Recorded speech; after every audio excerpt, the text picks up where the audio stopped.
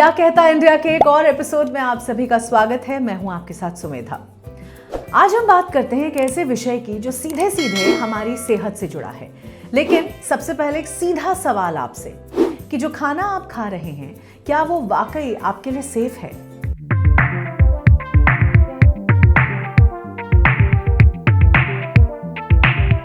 इस खाने को देखकर हम अक्सर कहते हैं कि ये हाइजीनिक नहीं है, क्योंकि ये लोग बिना हाथ धोए, बिना सफाई का ध्यान रखे, बिना ग्लव्स पहने खाना भी बनाते हैं और परोसते भी हैं। फिर भी लोग खूब चटकारे लेकर खाने को एंजॉय करते हैं।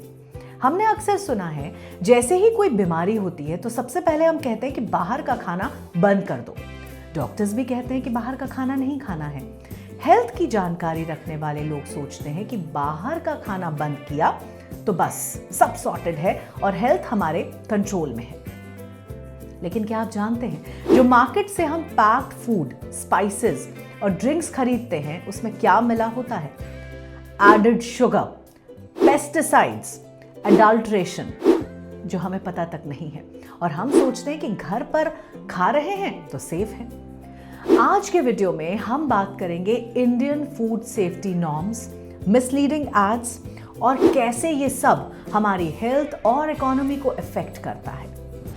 Food safety and standards authority of India यानी फसाई भारत में खाने की सेफ्टी के लिए जिम्मेदार है, लेकिन फिर भी खाने में मिलावट है, पैक्ड फूड्स में कीड़े निकलते हैं, नूडल्स में लेड पाया जाता है, बच्चों के पाउडर्स में एक्स्ट्रा शुगर निकलना एक आम बात है। फसाई है तो ये क्यों हो रहा है? क्योंकि लॉ तो है लेकिन एनफोर्समेंट नहीं है। फसाई का अगर आप लोगो देखते हैं तो आप एक चीज का ध्यान रखिए, मेंटल सेटिस्फैक्शन होती है, it's approved, but that doesn't mean कि वो हेल्दी ही है। If Fasai has said that it is not healthy and it is still available in the market, तो यहाँ तो कुछ मतलब सिस्टम और सप्लाई चेन में दिक्कत है, या तो स्ट्रिक्ट एक्शंस लेने चाहिए और अगर वो नहीं है healthy then it should just be removed totally. It should not be available in the market. 2024 की एक रिपोर्ट के मुताबिक राजस्थान से कुछ फूड सैंपल्स कलेक्ट किए गए जिसमें 25% फूड सैंपल्स में मिलावट थी।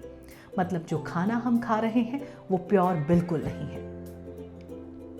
दूध में डिटर्जेंट, मसालों में कलर्स और ऑयल में खतरनाक केमिकल्स, ये सब तो जैसे एक आम बात है।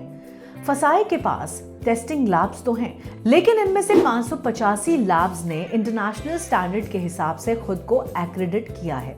सोचिए जरा, क्या भारत जैसे बड़े देश के लिए इतनी लैब्स काफी हैं? पैक्ड फूड के डेंजरस बनने का सबसे बड़ा कारण है मिसलीडिंग एडवर्टाइजमेंट। आपने टीवी पर ऐड देखा होगा, ये हेल्थ ड्रिंक है, बच्चों को स्ट्रॉन्ग बनाता है, लेकिन सच तो ये है कि उसे पीने के बाद जो एनर्जी आपके बच्चों में आती है वो विटामिन्स, मिनरल्स का कमाल नहीं बल्कि एक्स्ट्रा एडेड शुगर की वजह से है। मैंने एक्चुअली बच्चों में वो दूध में मिक्स करने के लिए पाउडर्स होता है डिफरेंट टाइप्स में, बच्चों की ग्रोथ के लिए सही होता है, वो मैंने देखा था क्योंकि बचपन से हमारे पेरेंट्स हमको वही खिलाते आ रहे हैं, but they were not aware that time. तो जब मैंने स्टार्ट किया तो मैंने देखा, तो मैं उसमें देख के शॉक हो गई क्योंकि उसमें शुगर सबसे ज़्यादा है, शुगर एंड कुछ केमिकल्स हैं जो मुझे याद नहीं है, एडिबल केमिकल्स है, वो देख के मैं शॉक हो गई कि मैं बचपन से उसी को पीते आ रही हूँ। और दुख की बात तो ये है कि इस ब्रांड को खुद सेलिब्रिटीज भी एंडोर्स करते हैं और यहीं से हम सब ट्रैप में फंसते हैं। इन समस्याओं के पीछे एक और बड़ी वजह है और वो है प्राइसिंग। कंपनीज जो हैं वो चीज़ों का दाम कम रखने में फोकस रखती हैं, क्वालिटी पर नहीं। तो मिलावट तो होती है जो कि एक कड़वा सच है। आए दिन कई रिपोर्ट्स में कलेक्टेड सैंपल में एडल्ट्रेशन की बात सामने आती है, लेकिन ये रिपोर्ट हमारे सामने तक नहीं आती। क्या फसाई जानबूझकर ये रिपोर्ट्स छुपाता है ताकि हम इन ब्रांड्स को बॉयकॉट ना करें? तीसरी समस्या भारत में दूषित पानी की है। जिन खेतों से खाना हमारे घरों तक पहुंचता है उनमें सिंचाई के लिए जो पानी इस्तेमाल किया जाता है उस पानी में कई केमिकल्स मिले हुए होते हैं। ये पानी सीधा इंडस्ट्री से निकलकर बिना ट्रीट किए हुए सीवेज में निकलकर ड्रेन्स में चला जाता है। यही पानी नदियों में मिल जाता है और फिर वो पानी खेती में इस्तेमाल किया जाता है। फिर इंसेक्टिसाइड्स और पेस्टिसाइड्स का भी इस्तेमाल होता है। सोचिए, क्या डायरेक्टली या इनडायरेक्टली पॉइजन आप और हम कंज्यूम नहीं कर रहे? जब तक सरकार क्वालिटी चेक्स पर ध्यान नहीं देगी तब तक ये स्लो पॉइजनिंग जारी रहेगी। कैंसर के केसेस क्यों बढ़ रहे हैं? क्योंकि हमारा खाना पीना सब दूषित है। इस समस्या के पीछे एक और बड़ी वजह है फूड लेबलिंग। फसाई के रूल्स के मुताबिक फूड प्रोडक्ट्स पर न्यूट्रिशनल इंफॉर्मेशन साफ साफ लिखी होनी चाहिए, लेकिन सच ये है कि अक्सर इंफॉर्मेशन छोटे लेटर्स में लिखे होते हैं जिन्हें पढ़ना बहुत मुश्किल होता है। अब दूसरे देशों में क्या होता है वो भी देख लीजिए। यूरोप में न्यूट्री स्कोर सिस्टम है। ए मतलब हेल्दी, ई मतलब अनहेल्दी, लेकिन भारत में ऐसा सिस्टम बिल्कुल नहीं है। ICMR की 2024 गाइडलाइंस के मुताबिक कंज्यूमर को लेबल केयरफुली पढ़ना चाहिए क्योंकि शुगर फ्री और ऑर्गेनिक क्लेम्स मिसलीडिंग हो सकते हैं। तो मित्रों, ये था इंडियन फूड सेफ्टी का सच। अब जिम्मेदारी हमारी है। अगली बार जब बिस्किट का पैकेट या कोल्ड ड्रिंक उठाएं तो लेबल जरूर पढ़ें। मिसलीडिंग एड्स पर भरोसा ना करें।